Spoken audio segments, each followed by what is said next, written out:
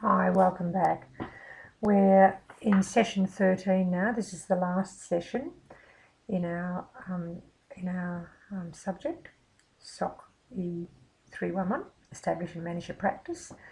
And we're going to look at integrated medicine. So we're going to look at putting together two systems of medicine and how we can do that.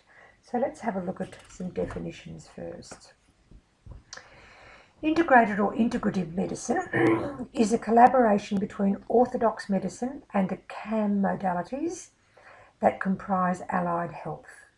So we're looking at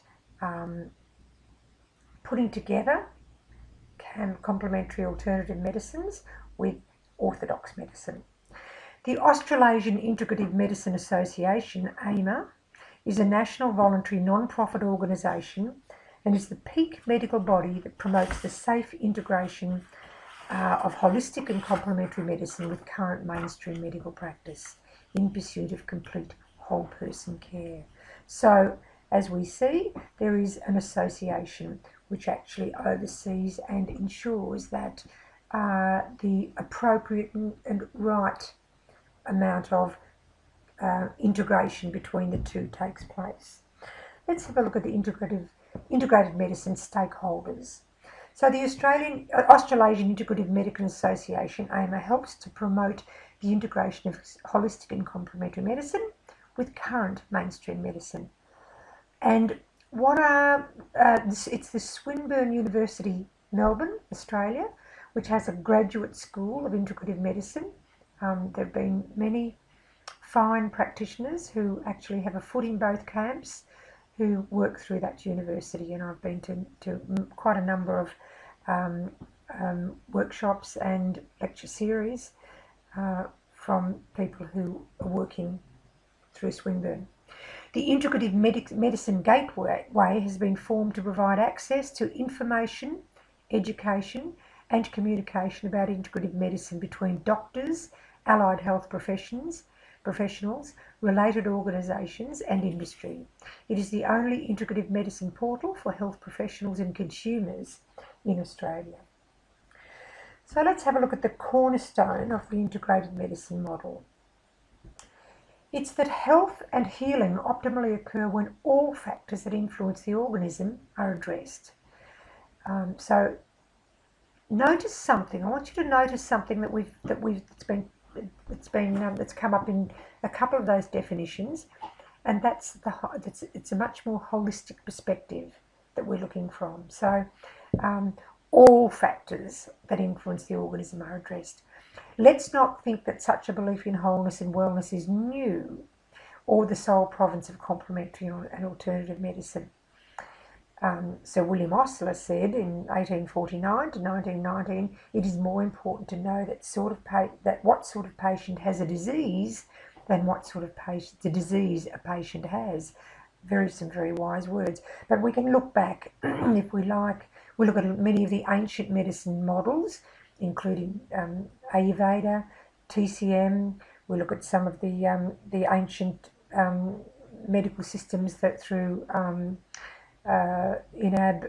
through Persia and through the Middle East, to the Roman medical model, and I beg your pardon, and not to forget the indigenous medicine models, and in the main they all had a finger in the pie of holism.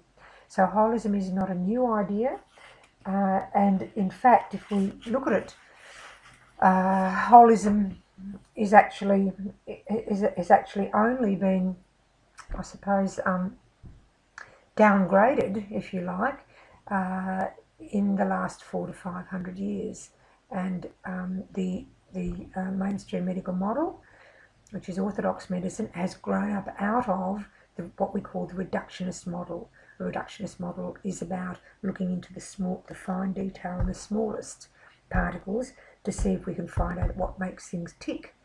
But the holistic model looks from the bigger perspective, the holistic perspective.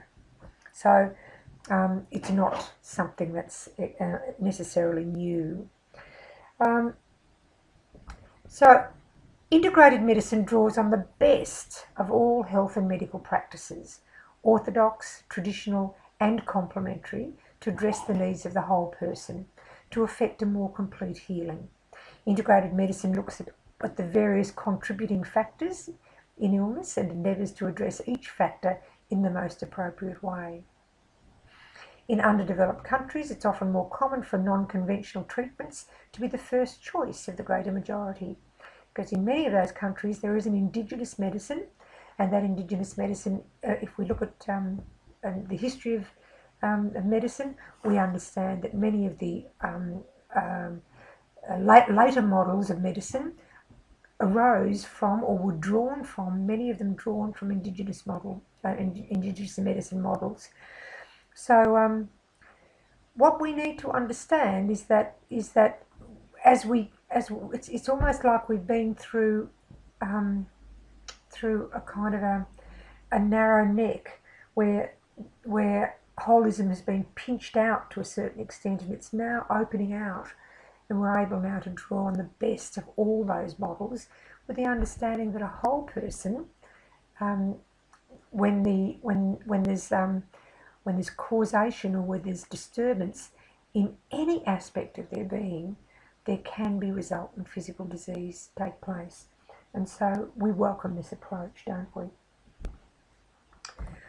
Okay, allopathy, that's another word for orthodox medicine, does not have all the answers. The natural therapies have a large contribution to make in ensuring a healthy life, largely because natural medicine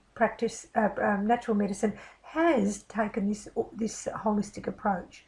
People are becoming more responsible. Rather than just handing over their disease to the doctor and saying, "Fix me, doctor," people are actually, through the medium of communication, such as the internet, people are able to research their own conditions. People are able to recognise the fact that illness occurs on a number of levels, and that each level is interacts with the other. So people, as people become more responsible and interactive in their own health management, and many believe that prevention is better than cure. What a wonderful option. And so seek services of various alternative therapies and treatments for preventative reasons, and as a complement to allopathic treatments. So what we do, we can look I just invite us to take a little side look at something like traditional medicine in China. In China, they have worked with the preventative model for a long time, and one of the examples of the model in China is what's called the Barefoot Doctors program. And with the Barefoot Doctors, it was Mao Zedong that instituted this program. And what happens is that a whole lot of what they call barefoot doctors, they weren't necessarily highly medically trained, but they were trained with enough to treat the majority of day-to-day ills that people get.